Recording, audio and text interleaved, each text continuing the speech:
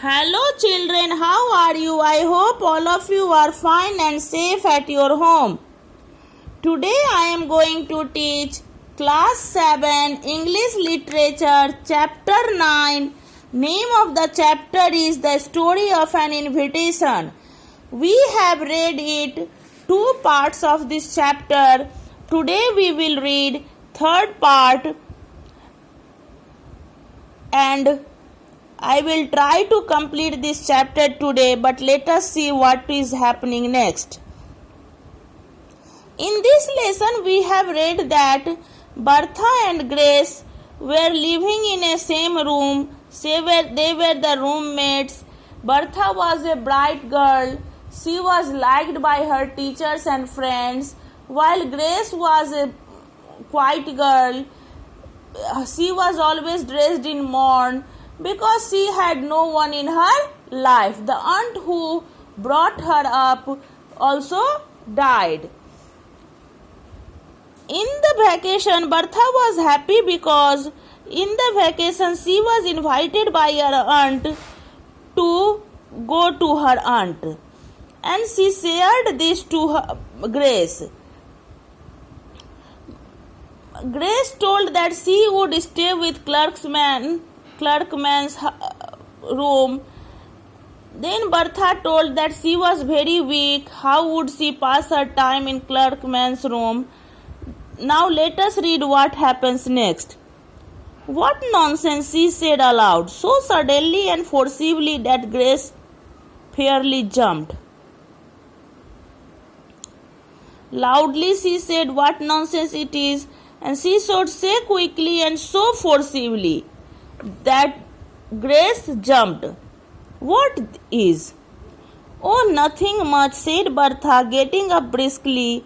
See here, I am going to get to work. I have wasted enough time. Bertha told nothing much, and she also told quickly that she was going to get to work and she had wasted enough time. She curled herself up on the divan and tried to study her senior English, but her thoughts wandered hopelessly, and finally she gave it up in despair and went to bed. There she could not sleep. She lay awake and wrestled with herself. It was after midnight when she sat up in bed and said solemnly, I will do it. Bertha curled herself on the divan. Divan means coach bed, and she tried to study senior English, but she could not read because thoughts were wandering in her mind. So she was in despair. Despair means disappointed,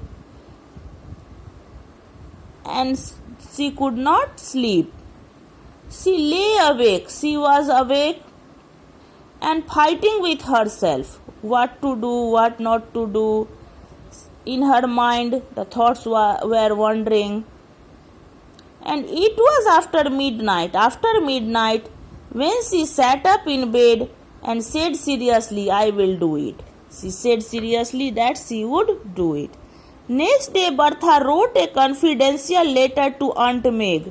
She thanked her for her invitation and then told her all about Grace. Next day, she wrote a letter to her aunt in a hidden way, also thanked her that she had invited her, and also told her about Grace. And what I want to ask Aunt Meg is that will you let me transfer my invitation to Grace and ask her to go to Riversdale this summer in my place? Don't think me ungrateful. No, I am sure you won't. You always understand things, but you can't have us both, and I would rather Grace should go. It will do her so much good, and I have a lovely home of my own to go to and she has none. She wrote this to her aunt. That aunt would not think ungrateful to transfer the invitation to Grace, as Bertha wanted to transfer the invitation to Grace, and also told that Grace had no one, so she wanted to send her to Aunt Meg, and Bertha had a nice home to live. Aunt Meg understood as usual and was perfectly willing, so she wrote to Bertha and enclosed a note of invitation for Grace. Aunt Meg understood as usual, as Bertha wrote, she understood, and she was perfectly willing. She wanted it, so she wrote to Bertha and enclosed a note of invitation for Grace. I shall have to manage this affair very carefully, reflected Bertha. Thought Bertha that she had to manage this affair very carefully. Grace must never suspect that I did on purpose. I will tell her that circumstances have prevented me from accepting Aunt Meg's invitation. That is true enough. No need to say that the circumstances are hers, not mine, and I will say I just asked Aunt Meg to invite her in my place and that she has done so. She thought that she would say Grace that due to some circumstances she could not go to Aunt Meg's, and so she told Aunt Meg to invite Grace, and Aunt Meg invited her. When Grace came home from her history examination that day, Bertha told her story and gave her Aunt Meg's cordial note. When Grace came home that day, Bertha told her the story and that cordial note also gave to her. You must come to me in Bertha's place, wrote the letter. I feel as if I knew you from her letters. I will consider you as a sort of honorary niece, and I will treat you as if you were Bertha herself. It is the note given to Grace by Aunt Meg. Aunt Meg wrote that in place of Bertha, Grace would go, and she will also treat her like honorary niece, as Bertha was herself there.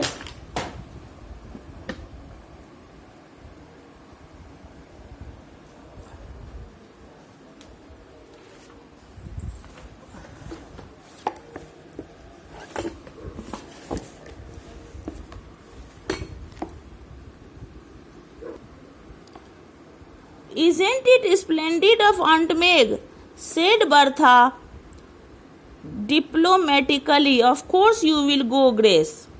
Bertha told diplomatically that it is excellent to Aunt Meg to invite her, and really she would go. Oh, I don't know, said Grace in bewilderment.